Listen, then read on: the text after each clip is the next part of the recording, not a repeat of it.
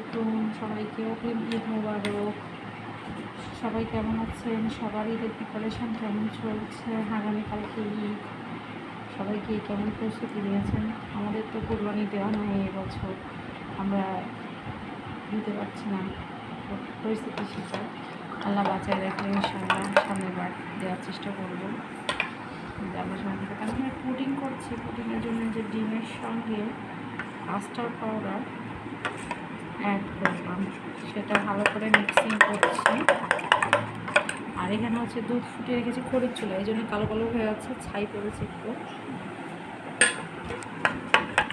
আপনারা কে কে পুডিং খাইতে ভালোবাসেন অবশ্যই কমেন্ট বক্সে জানাবেন। আমি খড়ির চুলাই বালুতে করে পুডিংটা করবো। আমি রোজারিতেও করেছিলাম, করে আপনাদের ভিডিও আপলোড করছি, তখন অবশ্য শুরু থেকে দেখানো হয়েছিল না।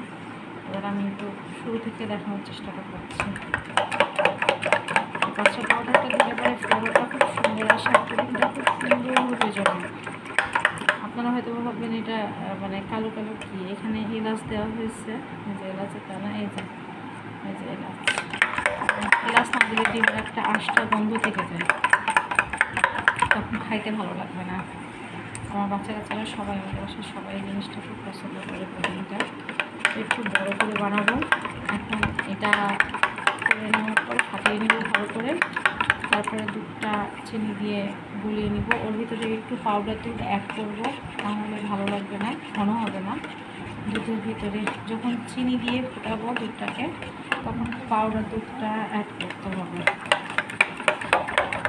আপনারা হয়তো অভিনয় করেন, আমার অভিনয় আছে, অ্যাকচুয়ালি আমার অভিনয় করতে ভালো লাগে না। খড়ির চুলা আছে, লাকড়ির চুলা থাকতে ওভেনে আবার করবো, হ্যাঁ ওইটা টাইম টেবিল অনুযায়ী দেখা লাগে। আর খড়ির চুলাতে দিলে পরে দেখা লাগে না, চুলো মানে হয়ে যায়, ওটা বোঝা যায়, একটা স্মেল দেয়, স্মেল দিতে পারে বোঝা যায়। দেখেন খুব সুন্দর হয়ে কিন্তু মিক্সিং হয়ে গেছে কাস্টার্ড পাউডারটা।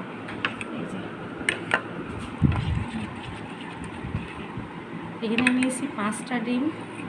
এখন এখান থেকে যতটুকু পরিমাণ দুধের দরকার হবে ততটুকুই নিব, নিয়ে আপনাদেরকে বাকি ভিডিওগুলোও দেখাচ্ছি আমি, যে কেমনি কীভাবে কী করছি আমি। আপনার পাশে থাকেন, সঙ্গে থাকেন।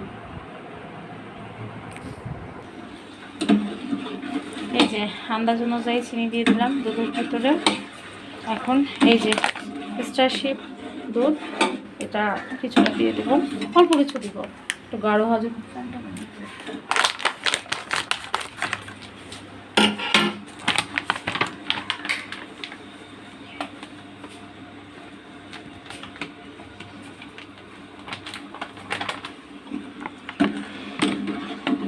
কোরবানি দিতে পারছি না, ওই জন্য মনটা খুব খারাপ।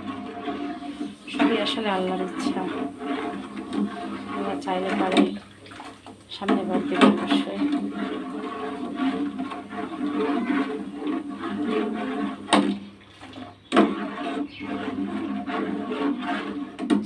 রেডি করে নিয়ে তারপরে এটাকে আবার ঠান্ডা করা লাগবে।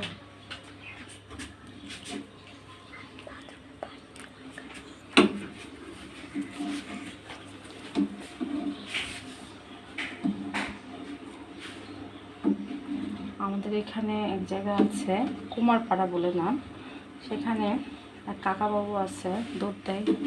দুধগুলো একদম খাঁটি ফ্রেশ দুধ, তার কাছ থেকে আমরা দুধ দিয়ে নিই। আমার চিনি অলরেডি গলে গেছে, পাউডার দুধটাও গলে যাবে এবার। এখন আর জাল দেওয়া দরকার নেই, এটা এখন আমি নিয়ে চলে যাব রুমে, ফ্যানের নিচে ঠান্ডা করব।